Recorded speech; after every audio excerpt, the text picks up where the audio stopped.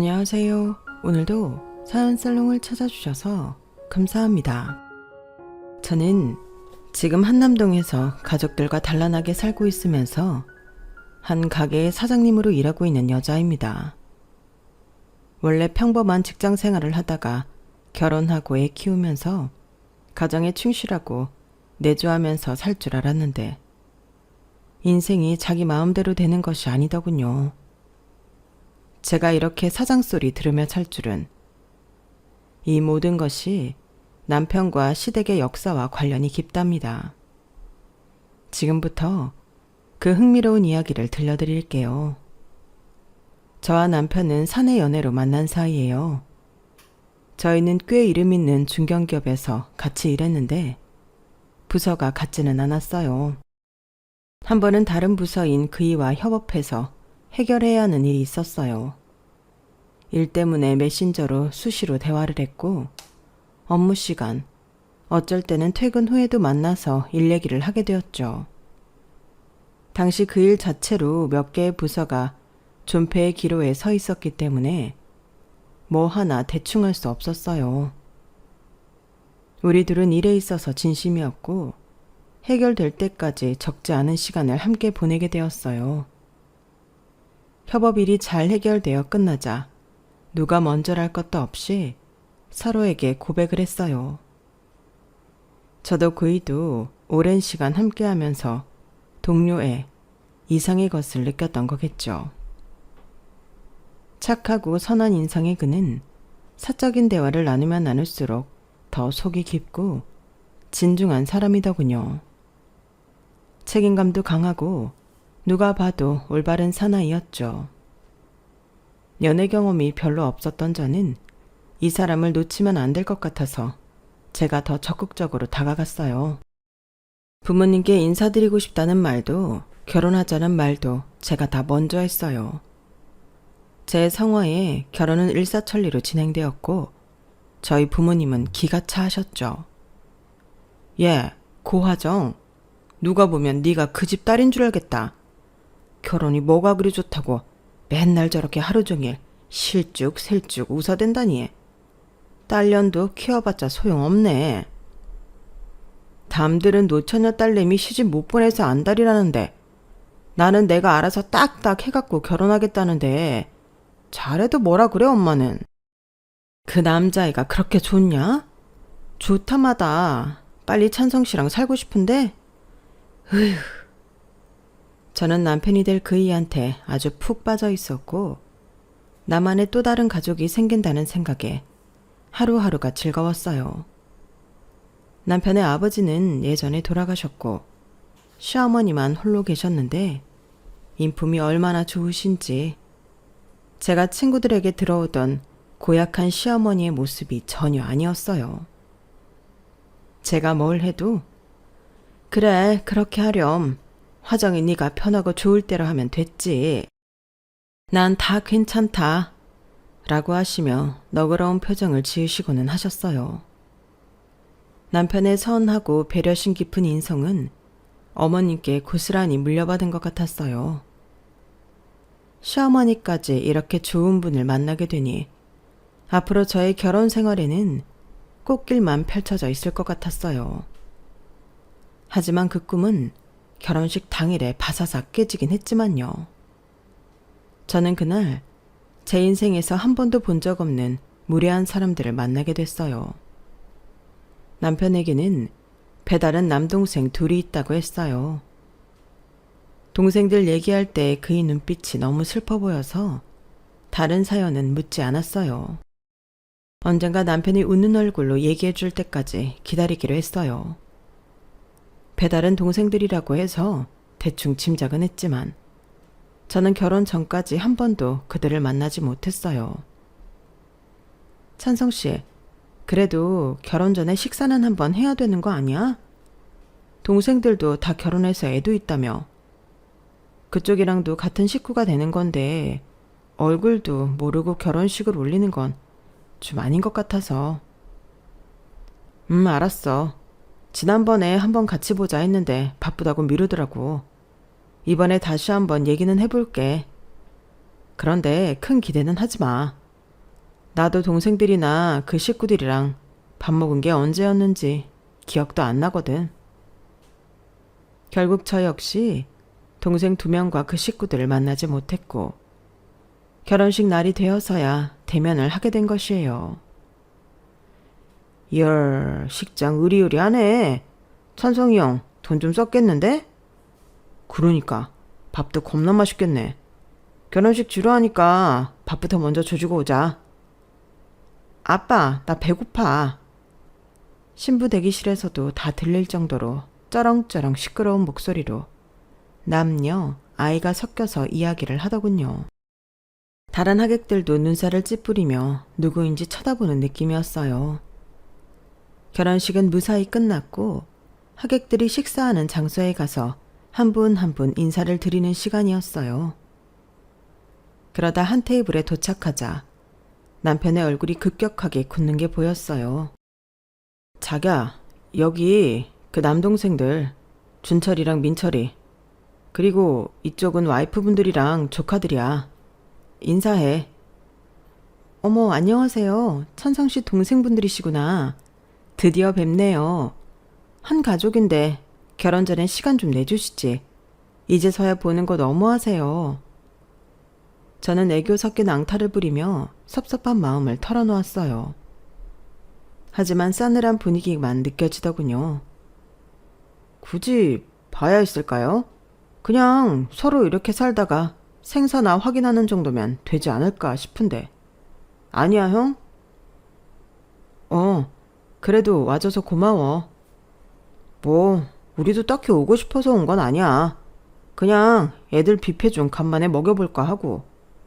식장 규모에 비해 밥은 뭐 그냥 그렇네. 좀 더 잘 알아보고 구하지 그랬어. 옆에 있던 제 얼굴이 다 화끈거리더군요. 남편은 고개를 숙여버렸어요. 그래, 애기들도 많이 컸네. 이따가 어머니한테 인사만 좀 드리고 가. 우리가 왜? 왜라니? 그래도 어머니가 너희한테 못되게 하신 건 없잖니. 너희도 인사도 드릴 겸 내 결혼식 온 거 아니야? 찬성이 형 많이 재밌어졌네. 아까 말했잖아. 뷔페 먹으러 왔다고.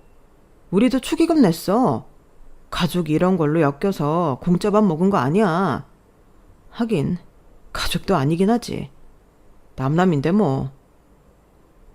민철아, 그렇게 말하지 마. 어떻게 우리가 남이니? 그리고 어머니가 정말 너희들한테 최선을 다하신 거 알잖아. 아니, 모르겠는데? 그리고 누가 최선을 다해달라고 시켰나? 어머니는 아직도 너희 기다리셔. 가서 얼굴 뵙고 인사드리고 애기들도 보여드려. 재수씨들도 같이. 꼰대 같은 건 아직 여전하네. 뭐 그래. 인사한다고 누구 죽는 것도 아니고. 우리가 알아서 보고 갈게. 저쪽에 앉아있잖아. 그치? 제게는 2명의 서방님과 2명의 동서, 조카들까지 새로 생긴 가족 구성원치고는 너무 험악한 분위기였어요. 전 남편 옆에서 눈치만 보면서 어색하게 서 있었어요. 2 동서들조차 팔짱을 끼고 등받이 기대고 앉아서 저희 부부를 올려보더군요. 그 어느 누구의 입에서도 결혼을 축하한다는 말은 듣지 못했어요. 갑자기 2 남동생이 벌떡 일어나더니 혼주석에 계신 어머님께 저벅저벅 걸어갔어요. 아이고, 이게 누구십니까? 방영실 여사님 아니십니까? 아니, 준철이랑 민철이 아니니? 네, 저희가 여기 있어서 놀라셨나 보네요. 아무리 친아들이 아니지만 그래도 이런 경조사에 초대는 해주시지 그랬어요. 내가 너희를 얼마나 찾았는데 어디 있다가 온 거니? 밥은 잘 먹고 다니고 애들은 이거 원 눈물 없이는 못 보겠네. 피도 안 섞인 새끼들 걱정하는 척 하려니 힘드시죠? 저희 얼른 꺼져 드릴게요. 준철아, 무슨 말을 그렇게 하니? 오랜만에 나타나서 왜 또 그렇게 모진 말을 하는 거야? 우리 집에 가자. 내가 따뜻한 밥 한 끼 해줄게. 됐쇼. 찬성이 형이나 계속 해다 먹여요. 불청객들은 이만 빠져드릴 테니. 그럼 이거 애기들 용돈이라도 갖다 주렴. 멀찍이 서 있는데도 서방님이라는 작자들의 비꼬는 말투와 쩔쩔매는 어머님이 다 보였어요. 제 앞에 동서들은 그 모습을 보면서 낄낄대고 있었고요. 저는 황당하기 짝이 없었어요. 도대체 뭐 이런 무례한 사람들이 있는지, 남편과 시어머니는 또 왜 아무 말도 못하는 건지. 가자. 여기 밥 그지 같네. 결혼이나 하니까 이런 거 먹으러 오지. 그냥 사 먹었으면 겁나 억울할 뻔했네. 결국 그 동생들 가족은 갈 때까지 시끄러운 목소리로 분위기를 흐리고 나갔어요. 나가고 나서 다른 하객들의 수군거림이 다 들리더군요. 남편은 어색한 미소를 지으며 다른 테이블을 계속 돌면서 인사를 했고, 저 멀리 계신 어머니는 침통한 표정으로 앉아 계셨어요. 이게 도대체 무슨 상황인지 파악이 안 되더군요. 결혼식이 다 끝나고 피곤한 몸을 이끌고 집으로 돌아왔어요. 하지만 마무리해야 할 일이 있었죠. 자기야, 나 계속 궁금해서 죽는 줄 알았어. 그 배다른 동생들 도대체 뭐야? 축하를 해주러 온 게 아니라 회방 놓고 진상짓 하러 온 거던데. 얘기 좀 해봐. 자기랑 어머니가 그 사람들한테 뭐 잘못한 거 있어? 왜 그렇게 죄인처럼 그런 건데? 우선 장인어른이랑 장모님께 죄송하다고 꼭 좀 전해드려. 나한테 묻고 싶은 게 많으신 얼굴이시던데 그냥 보내드렸잖아. 우선 죄송하다고 말씀드리고 나중에 내가 다 설명하겠다고. 어디서부터 얘기를 해야 할까? 빨리 얘기해봐. 사실 어머니나 나는 두 동생들한테 못되게 한 거 추호도 없어. 오히려 우리가 더 희생하고 양보했으면 양보했지. 그런데 왜 그렇게 쩔쩔매? 나도 걔네한테 화날 때 많았어. 하지만 어머니가 항상 내게 동생들 잘 돌봐줘야 한다고, 불쌍한 애들이니까 잘 챙겨주라고 입버릇처럼 말씀하신 거지. 불쌍하다고? 내가 6살인가 7살 때 3살 정도 된 여동생이 하나 있었어. 원래는 아버지, 어머니다, 여동생 이렇게 4 식구였지. 그런데 여동생이 폐렴을 앓다가 그만 너무 일찍 하늘나라로 가버렸어. 뭐? 진짜? 엄마가 일부러 여동생을 아프게 한 것도 아닌데 아버지는 모든 책임을 어머니에게 돌렸어. 당신이 잘못 돌봐서 애가 죽은 거라면서. 가끔 술이 잔뜩 취하시면 아버지는 어머니에게 손찌검도 하고는 했는데 그걸 다 견디시더라고. 그냥 본인이 죄인이다 라고 생각하셨나 봐.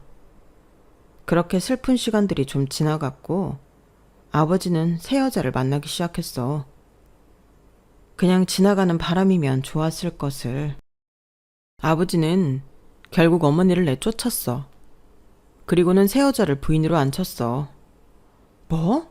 미친. 욕 나와. 어머니는 그냥 그대로 내쫓기신 거야? 어머니도 기대거나 도와줄 친척 하나 없으셨거든. 게다가 딸이 죽은 건 사실이니까 죄책감을 떠안고 조용히 안주인 자를 내주셨던 거야. 자기는 어머니 따라갔어? 아니, 아버지가 죽어도 못 따라가게 했지. 너도 엄마 따라가면 여동생처럼 된다고 겁을 주고는 했어. 어머니도 아무 능력 없는데 나를 키우겠다고 주장하시지 못했지. 그렇게 나는 어머니와 생이별을 하고 내 식구가 살던 집에서 아버지, 새엄마다 이렇게 3명이 살게 된 거야. 그러다 새엄마가 연달아 아들 둘을 낳았고 그 동생들이 아까 본 준철이랑 민철이야. 그랬구나. 갑자기 식구가 엄청 늘었네. 그래서 나는 항상 뒷전이었어. 항상 동생들이 먼저였고. 돌아가신 아버님 너무하신 거 아니야? 친모랑 생이별을 시켜놓고 자기를 안 챙겨? 아버지도 새엄마 눈치를 봤겠지. 새엄마는 나를 많이 미워했는데 아버지는 그걸 알면서도 못 본 척 했거든. 그렇게 그냥 살았으면 좋았겠지만 새엄마는 다른 남자랑 눈이 맞아서 아버지와 친자식 둘까지 다 떼어놓고 몰래 도망을 갔어. 이거 웬만한 드라마보다 더 드라마틱하네. 와, 그 여자 얼굴 한번 어떻게 생겼나 보고 싶다. 지 핏줄을 버리고 도망가? 새엄마를 사랑했던 아버지는 배신감에 밤낮으로 약주만 드셨고 나와 어린 두 동생들은 밥도 못 먹고 힘들게 지냈어. 그러다 한 번은 이틀 간격으로 준철이랑 민철이가 길에서 쓰러졌는데 병원에 가니까 영양결핍이라는 거야. 어린 우리에게 먹을 걸 챙겨주는 사람이 아무도 없었으니까. 그때 아버지가 충격을 받고 정신을 약간 차리셨나 봐. 진짜 이렇게 술만 마시고 애들도 안 돌보고 살다가 다 죽겠구나 싶었겠지. 그래서 아버지는 우리 어머니를 다시 불러들였어. 어머니를? 이제서야? 한번 내쫓겼던 어머니지만 바로 한 걸음에 뛰어오셨어.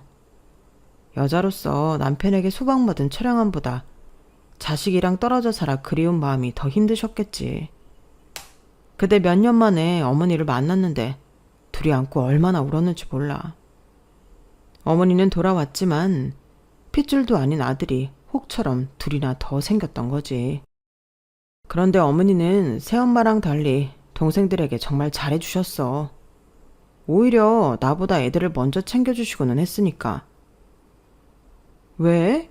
그 여자 새끼들이면 꼴도 보기 싫었을 텐데 어떻게 그 아이들을 내 손으로 직접 키워? 어머니는 항상 그러셨어. 준철이, 민철이는 정말 불쌍한 아이들이다. 장남인 내가 애들한테 더 양보하고 더 잘해주려고 해야 한다 등등. 어머니 스스로도 동생들이 친모의 부재를 느끼지 못하게 해주려고 부단한 노력을 하셨어. 항상 따뜻한 밥과 국, 맛있는 반찬까지 도시락을 싸서 학교 앞까지 가져다 주시고는 했으니까. 말도 안 돼. 어떻게 그런 마음을 내실 수 있는 거지?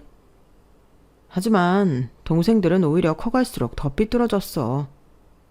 어머니한테 대들거나 반항하는 건 물론이고 자신들을 때리는 나쁜 계모처럼 얘기해 동네 사람들한테 손가락질도 받게 했으니까. 어머니가 그렇게 잘을 해줬는데 왜?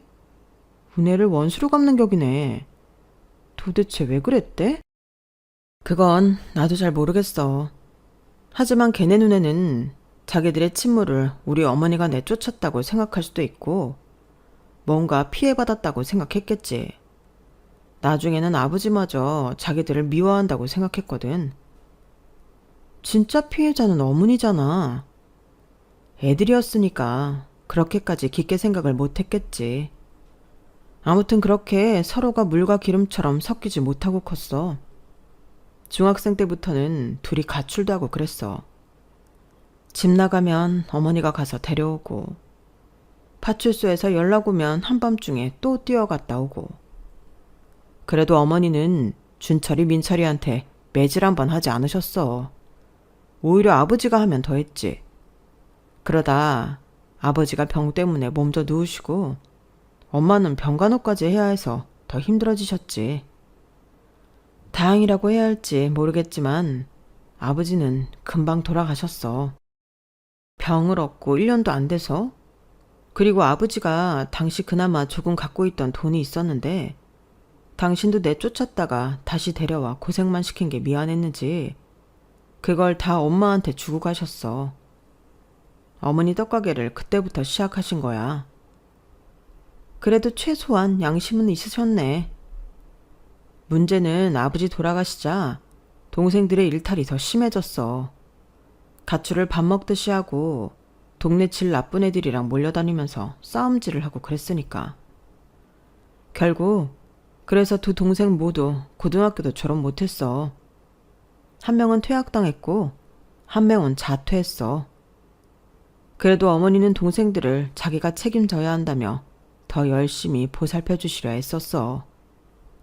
애석하게도 동생들은 그걸 전혀 알아주지 못했지만 19살이 되자 준철이는 어머니한테 독립하겠다는 말 한마디만 남기고 서울로 갔어. 민철이 역시 몇 달 뒤에 형을 따라갔고 방 보증금 하라면서 어머니가 준 돈은 받아가더라. 그리고 그 이후로 걔네 소식은 아주 드문드문 들었어. 일한다더라, 결혼한다더라 등등. 준철이는 서울로 떠난 후 고향에 딱 2번 왔다 갔었어. 한 번은 어머니와 나에게 결혼할 거라고 알려주러 온 것도 아니고 이미 결혼도 했고 애도 있다 라는 통보를 하러 왔었고 다른 한 번은 이쪽에 무슨 서류를 떼러 왔었다나 뭐라나. 이 정도면 얼마나 서로가 연락을 안 하고 살았는지 감이 오지? 서울로 상경한 2 형제는 같이 중고차 사업에 뛰어들었고 운이 좋았는지 자리 잡기까지 그다지 오랜 시간이 걸리지 않았다고 하더군요. 돈이 원하는 대로 벌리자 사업을 계속 확장해 나갔고 그러는 도중에 결혼도 하고 아이도 낳았다는 거예요. 첫째 동생인 김준철의 아내는 어이없게도 같은 가출팸 중에 한 명이었어요. 고향을 떠난 김준철이 그리워 서울로 따라갔고 혼인신고고 결혼식이고 다 생략하고 동거부터 시작해 아이를 낳았다고 해요. 어쩐지 아이가 꽤 커 보이더라고요. 둘째 동생 김민철 와이프 역시 반가운 이력을 갖고 있는 사람은 아니었어요. 김민철이 돈을 많이 벌어 흥청망청 유흥을 즐겼고 그러다 만난 거였어요. 나이 어리고 예쁘장한 술집 아가씨로 일했는데 김민철이 마음에 들어 임신부터 하고 살림을 합쳤던 거죠. 저는 모든 이야기를 듣고 어질했어요. 어머니가 그렇게 사랑으로 키우려고 했던 동생들이 어쩜 저렇게 삐뚤어질 수 있는 건지. 저희 결혼식에는 왜 그 온 가족이 출동했던 건지는 모르지만 안이 꼬웠던 것은 맞는 것 같아요. 어머님은 인상도 좋으시고 인자하신 웃음을 항상 지으셔서 그렇게 오랫동안 소갈이 해온 사연이 있을 줄은 꿈에도 몰랐죠.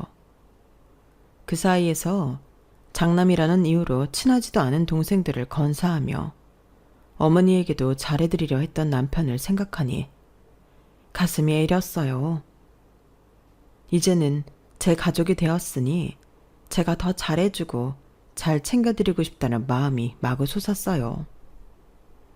남편 어머니와 머리를 맞대고 의논한 결과 제가 회사를 그만두고 어머니의 가게를 도와드리기로 했어요. 저희 집에서도 너무 좋아해 주셨고요. 어머니의 떡가게는 워낙 유명하기도 했고 입소문도 많이 타 손님이 많지만 연세가 어느 정도 있으신 어머님 혼자 계속 이끌고 가기에는 무리가 있다고 판단했거든요. 저 역시 아이를 갖게 되면 조금 더 유동적인 일을 해야겠다고 생각하고 있던 찰나였죠. 저는 퇴사를 하고 어머님 옆에서 떡 기술을 배우기 시작했어요. 배우다 보니 재미있고 의외로 저와 맞는 부분도 많았어요. 저는 매일 가게에서 어머니에게 떡도 배우면서 저녁에는 제가 제빵 학원도 등록해 2가지를 병행하기 시작했어요. 떡과 빵, 과자류는 매우 다른 듯 하지만 같은 점도 많아 나중에 반드시 활용할 수 있는 부분이 있을 거라 생각했거든요. 밤낮으로 가게와 학원을 다니며 몸은 힘들었지만 그때만큼 무언가를 재미있게 해본 적이 없었던 것 같네요. 하루는 제빵 학원을 마치고 11시쯤 피곤한 몸을 이끌며 집에 가려고 나설 때였어요. 학원이 약간 번화가 안쪽에 있는데 시끄러운 주점들 사이에서 나오는 2명의 여자가 눈에 띄었어요. 혹시 준철, 민철 서방님들 뭐라고 해야지? 동서? 짧은 스커트에 어깨가 훤히 다 드러나는 옷을 입은 2 여자가 신경질적으로 저를 뒤돌아보더군요. 누구? 그 김찬선 씨랑 결혼한 고화정이에요. 그때 결혼식장에서 뵀었는데 기억 안 나세요? 그때 그 결혼식? 신부화장 벗겨놓으니까 못 알아볼 뻔했잖아요. 네, 그럴 수도 있겠네요. 그런데 이 밤중에 여기는 웬일이세요? 거기다 여기랑은 안 어울리게. 그런 후줄근한 트레이닝복 차림으로. 저 여기 근처 제빵학원 다니고 있거든요. 오늘 좀 더 늦게 끝나서 이제 집에 가는 길이에요. 아, 그러시구나. 그런데 두 분은 제가 동서라고 부르는 게 맞죠? 동서들은 어디 가는 길이에요? 동서? 호칭 왜 이렇게 웃기냐? 저희는 술 마시러 가요. 오늘은 애들은 다 애아빠들이 봐준다 그래서 사이 좋은 우리 형님이랑 동서랑 술 마시러 나왔어요. 둘 다 어린 나이도 비슷하고 가깝게 지내서 그런지 매우 친해 보였어요. 생긴 것도 형님과 동서가 아닌 친자매같이 많이 닮았더군요. 그러시구나. 그럼 동서들 술 잘 마시고 재미있게 놀아요. 다음에 또 기회 되면 만나요. 시간 괜찮으면 같이 한잔 하실래요? 네? 저요? 네, 그쪽이요. 아니지. 뭐라고 불러야 되지? 형님? 맞네. 형님. 저를 부르는 형님 소리가 뭐가 웃긴지 둘은 계속 키득키득거리며 짓궂은 얼굴을 보이더군요. 결국 어린 두 동서들과 저는 근처 술집에서 함께 자리하게 되었어요. 형님은 몇 살이에요? 저는 35살이요. 동서들은 나이가 어떻게... 형님 늙은이네. 이쪽은 24살, 저는 27살이요. 아, 그러시구나. 이렇게 꾸미고 다니니까 둘 다 아가씨 같아요. 누가 애엄마라고 생각하겠어요. 그런 얘기 많이 들어요. 사실 우리 둘이 다니면 헌팅도 많이 들어오고 그래요. 오늘 형님 때문에 우리가 헌팅 다 포기한 거예요. 도대체 유부녀에다가 애들까지 있는 여자들이 무슨 헌팅 타령을 그렇게 하는지 제 상식으로는 이해할 수가 없더군요. 그건 그렇고 이 집안 머리 아픈 얘기는 다 들으셨죠? 뭐가 그렇게 복잡해. 본부인을 내쫓았다가 다시 들여왔다가. 맞아. 나도 죽었다는 아버님 얘기만 들었지 완전 별로야. 민철 오빠랑 준철 아주버님이 그 다른 엄마가 낳은 자식이랬죠? 아, 가정사 한번 진짜 더럽다. 제 앞에서 그녀들은 말도 거침없이 하더군요. 제 시댁이자 본인들의 시댁 이야기인데 무슨 완전 남 얘기하듯이 하는 게 너무 어이없었어요. 그러면서 덧붙이는 말이 더 황당하고 뒷목 잡게 하더군요. 어쨌든 새엄마고 친엄마고 우리는 지금 시어머니 없으니까 너무 좋은 거잖아. 안 그래? 맞아요. 민철 오빠랑 아주버님이 아예 연을 끊고 사는 것처럼 해주니까 우리야 뭐 완전 편하죠. 형님도 어차피 이 집 핏줄 아니잖아요. 이 집 문제는 그 사람들이 알아서 하라고 하고 우리는 그냥 이렇게 친하게 지내요. 얼마나 좋아요. 씹을 사람도 많고. 씹어요? 그냥 결혼만 했다 뿐이지. 형님네 남편이나 내 남편이나 여기 민철 서방님 내 일인데 우리까지 끼어들 필요 없잖아요. 원래 다 같이 아는 사람 씹는 게 제일 재밌는 거잖아요. 형님이랑 우리는 뭐 원수 지을 거 있나요? 다 다른 집에서 온 객식구들인데. 맞아요, 맞아. 어려서 그런 걸까? 그냥 철이 없는 걸까? 그녀들이 하는 말은 남보다 못한 사이를 두고 하는 것 같더군요. 저는 그 자리에서 이야기를 듣기만 했는데도 수치스러워 귀까지 빨개졌어요. 빨리 집에 돌아가고 싶었어요. 동서들은 본인 남편 집안일인데 다들 잘 얘기해서 화목하게 지낼 생각은 추호도 없었어요. 오히려 시아버지는 죽었고 시어머니라고 간섭할 사람이랑은 자발적으로 연락 없이 지내니 너무 편하다는 말을 서스럼 없이 내뱉더군요. 저는 그래도 용기를 내서 한마디 했어요. 저희 어머니 정말 좋은 분이에요. 우리 모두 이 집에 시집 오기 전 일이라 정확히 그때 무슨 일 때문에 다들 사이가 틀어진 건지 모르겠지만 저는 개인적으로 다 잘 지냈으면 좋겠어요. 그 두 서방님들이 왜 어머니랑 저희 남편을 미워하는지도 듣고 싶고 오해가 있다면 풀고 싶어요. 물론 제가 그럴 자격은 없겠지만 다들 한번 만나서 얼굴 보고 대화하는 시간을 가졌으면 해요. 그래야 조금이라도 서로의 마음을 헤아려 볼 수 있지 않을까요? 이 형님이 뭐래? 지금 이거 개그 프로야? 형님, 왜 혼자 심각한 건데요? 무슨 오해가 있고 뭘 풀건 무슨 상관이에요? 오히려 오해 풀었다가 괜히 없는 시댁 혹 붙이는 일을 저희가 미쳤다고 하겠어요? 이 형님 알고 보니 골 때리는 사람이네?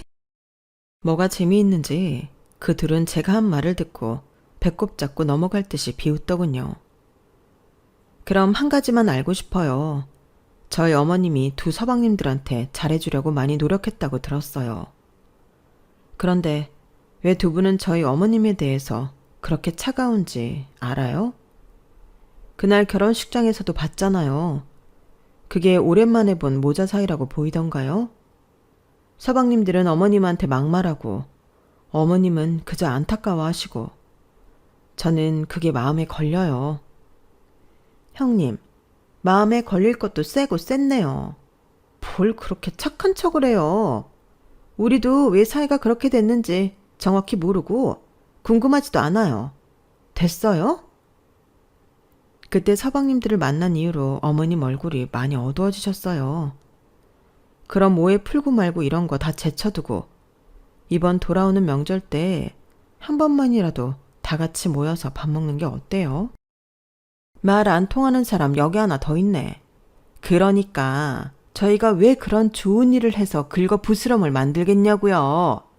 저희는 지금까지 시댁의 시자랑 하나도 연이 없어서 너무 편했다니까요. 명절에 밥? 준철 씨가 밥상 없지는 않으면 다행일걸요? 형님 때문에 술맛 떨어지는 것 같아요. 계속 그런 쓸데없는 이야기 하려면 그냥 가세요. 두 동서에게 제 말은 씨알도 먹히지 않더군요. 다시 한번 서방님들의 수준과 여자 고른 안목을 알 것 같더군요. 저는 먼저 일어나 집으로 향했어요.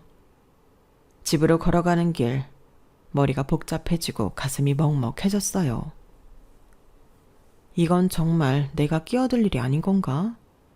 하지만 어머님과 남편의 슬픈 얼굴을 보고 있으면 뭐라도 해야 할 것 같아. 이제는 내 가족이니까. 그들이 행복해야 나도 행복한 거니까.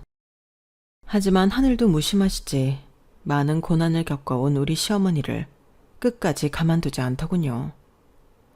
어느 날 퇴근한 남편이 멍한 채로 들어오더니 곧장 울음을 터뜨렸어요. 자기야, 왜 그래? 갑자기 왜 울어? 화정아, 어떡하면 좋아.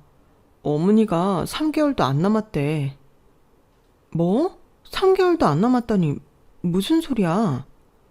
병원에서 시한부 판정 받으셨어. 뭐? 스트레스 때문에 몸이 가라앉고 머리가 계속 아픈가 보다 하고 넘기셨다는데 지금 온몸에 퍼져서 손도 쓸 수 없대. 그것도 길어야 3, 4개월이고 더 앞당겨질 수도 있대. 우리 어머니 평생 고생 많으시다가 이제 나도 결혼하고 손주 보면서 즐겁게 보내실 날만 남았다고 생각했는데 이렇게 허무하게 인생이 끝날 수 있는 거야?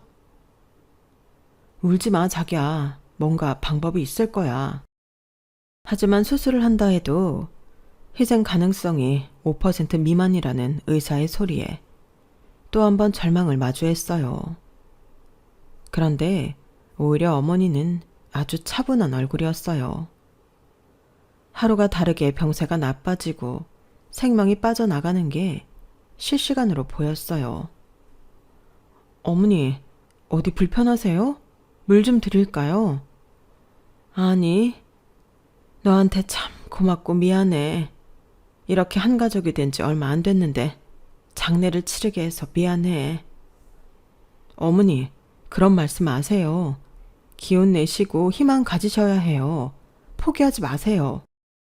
너희에게 줄 건 내가 이미 다 정리해 놨단다. 그런데 준철이랑 민철이가 여전히 내 마음에 걸려. 내가 낳은 애들은 아니지만 걔네 역시 친엄마가 사라지면서 얼마나 하늘이 무너지는 경험을 했겠니. 내가 얼마나 밉고 싫었겠니. 나는 그래도 걔 둘이 항상 불쌍하고 마음 쓰이더라. 학창시절에 방황하고 다닐 때도 얼마나 마음 붙일 곳이 없으면 저럴까 싶어서 내가 더 잘하려고 했는데 그 아이들은 자꾸 더 엇나가려고 하더구나.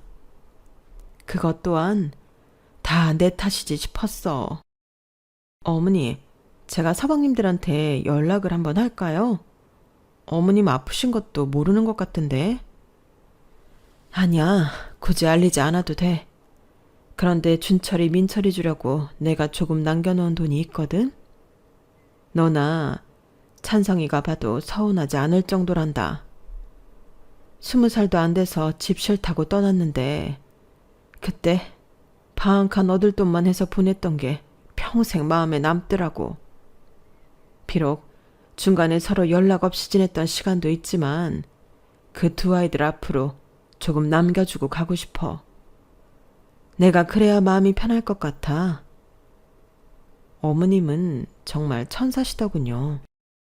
자신을 그렇게나 밀쳐냈던 배다른 아들들을 평생 불쌍히 여기고 죽음을 앞두고서도 못해준 것만 생각나 미안한 마음을 조금이나마 성의로 남겨주려 하시다뇨.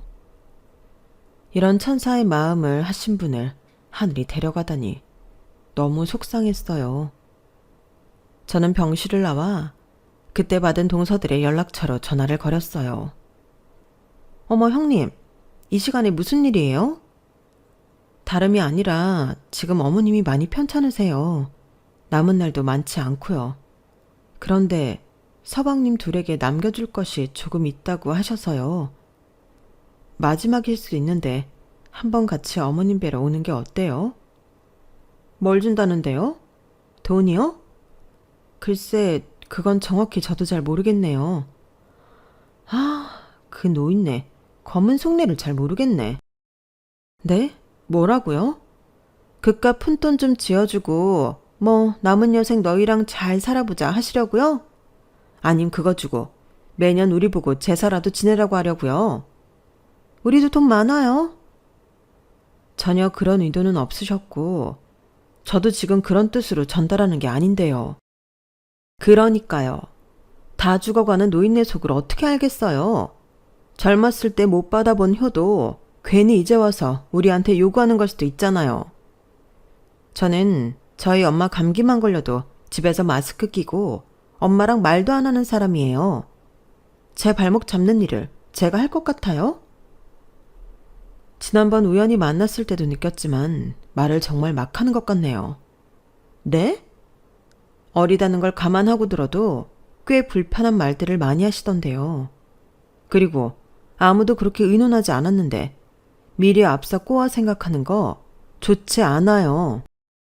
지금 저 가르치려 드시는 거예요? 모르면 배우려고 해야죠. 참, 저희 어머님 불쌍하시네요. 친자식도 아닌 것들 거두어서 잘 입히고 잘 먹이고 잘 재워서 다 키워놨더니 그놈들은 배웅망덕하게 나오고 그 배우자들도 뭐 크게 다르지 않고. 뭐? 지금 말 다 했어? 형님 해주니까 이게 진짜 내 윗사람인 줄 아나? 아니요. 나도 그쪽 같은 동서 진짜 있었으면 큰일 날 뻔했네요. 이렇게 손절하고 사니까 얼마나 다행인지 몰라요. 앞으로 어디서 어떻게 뭐 하면서 사는지 궁금하지도 않겠지만 우리 최소한 인간적 도리는 하고 삽시다. 우리가 짐승도 아니고. 뭐? 인연이 뭐라는 거야, 짐승? 제게 욕지거리를 내뱉는 동서의 전화를 일방적으로 끊어버렸어요. 죽음을 앞두고 계신 시어머니가 그것도 자기들한테 주실 게 있으니 한번 보자 라고 한 걸 그렇게 안 잊곱게 들을 일인가요? 도대체 저 사람들은 세상을 어떻게 살고 있는 걸까요? 전화를 끊고도 한참 동안 온몸이 부들부들 떨리더군요. 나는 이렇게 한 번도 힘든데 어머님은 이걸 그 긴 세월 동안 어떻게 참아내셨는지 가늠도 할 수가 없었어요. 결국 그 쓰레기 같은 두 서방님들과 동서들은 어머니가 영면하실 때까지 코빼기도 안 보이더라고요. 더 싫은 건 본인들은 오지도 않은 채 다른 사람 편에 각자 조의금 5만 원씩을 봉투에 넣어 보냈더군요. 어머님이 그들에게 해준 게 얼마인데 얼굴도 안 비치고 5만 원이라뇨. 제가 더 화가 나 미칠 것 같았어요. 어머니를 보내드리고 저와 남편은 한동안 슬픔에 잠겨 있었어요. 그리고 2달 뒤 저희는 어머님이 물려주신 한남동 집으로 이사를 했어요. 아늑한 앞마당과 3층까지라서 굉장히 넓은 고급 주택이었는데 어머님이 혼자 사시던 곳이었죠. 저희는 그 집을 팔지 않고 들어가 살기로 했어요. 어머니는 집을 물려주시면서 팔아도 된다고 하셨었지만 이 집에 있으면 따뜻한 어머님의 온기가 느껴지는 것 같아 그냥 저희가 들어왔던 거죠. 거주 문제가 해결되자 빚을 모두 청산할 수 있게 되었어요. 그 다음부터는 모든 일이 일사천리였어요. 생전에 어머님이 알려주신 떡 기술과 제가 따로 배웠던 제과제빵을 응용해 기존 어머님 가게 자리에서 매장을 재오픈했거든요. 저는 한국스러우면서도 퓨전이 섞인 떡과 빵의 하모니 메뉴를 개발하게 되었어요. 다행히 반응이 너무 좋았고 전국 각지에서 밀려드는 주문 때문에 몸이 10개라도 모자랐어요. 배달만 하지 말고 매장을 오픈해달라는 요구가 쇄도하면서 옆 건물에 자리에서 먹을 수 있는 카페를 지금 리모델링 하고 있고요. 남편 역시 회사를 그만두고 제 일을 도와주고 있으니 말 안 해도 아시겠죠. 주변에서는 며느리가 기특하게 시어머니의 떡가게를 받아 더 발전시켰다며 칭찬해 주시는 덕분에 저는 밥을 먹지 않아도 항상 배가 부른 상태예요. 저는 이 모든 것이 다 어머니가 하늘에서도 저희를 보살펴 주고 있다고 생각해요. 다 어머니 덕분에 여기까지 올 수 있었던 것 같아요. 참, 그 이야기를 놓칠 뻔했네요. 그 남편의 배달한 서방님들과 동서들 이야기요. 둘이 하면서 호황기를 누리던 개인 중고차 사업장은 최근 굵직굵직한 대기업으로 인수되기 시작했다고 해요. 한 기업에서 나쁘지 않은 조건과 액수로 인수를 요구했지만 두 남동생들은 욕심 때문에 모든 제안을 거절했고 결국은 폐업하게 됐다네요. 이렇게 자세히 그들의 소식을 알게 된 건 동서가 먼저 전화를 해왔기 때문이죠. 형님 저예요. 준철 씨 와이프. 아, 잘 지냈어요? 정말 오랫동안 연락을 못하고 지냈네요. 뭐 물어볼 것 있어서요. 몇 년 전에 그 시어머니가 암튼 돌아가셨잖아요. 그런데 그때 저한테 전화해서 뭐 남겨주실 거 있다고 했던 거 기억해요? 네, 기억하고 말고요.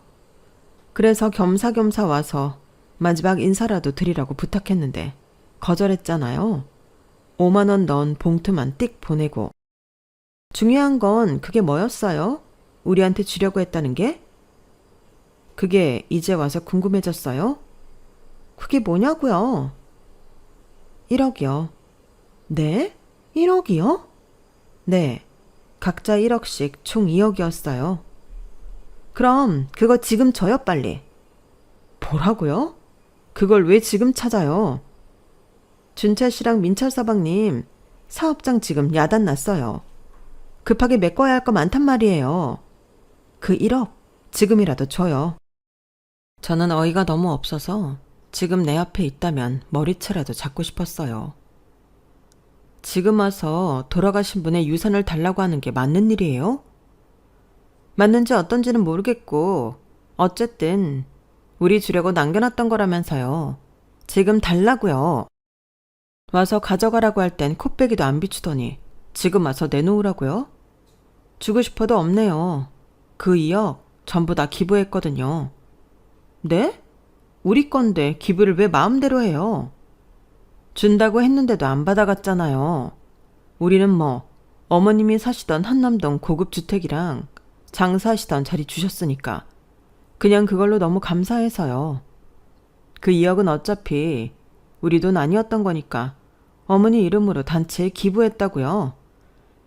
이런 미친? 진짜 미친년은 누구인지 전화 끊고 잘 생각해 보세요. 키워준 은혜 모르고 날뛰었던 남자 새끼들이나 머리 빈질거리 하면서 같이 사는 니년들이나 닥쳤던 개 됐네요. 전화 이만 끊을게요. 그게 마지막 통화였고 여기까지가 제 스토리랍니다. 쓰다 보니 인자하셨던 어머님이 보고 싶네요. 어머님, 지금 거기서도 잘 지내고 계시죠? 지금까지 들어주셔서 너무 감사해요. 건강하시고 지금보다 내일이 더 행복하자고요. 여러분, 사연 댓글에 응원과 현명한 조언 부탁드려요. 좋아요와 구독은 저에게 큰 힘이 됩니다. 오늘도 좋은 일 가득하세요.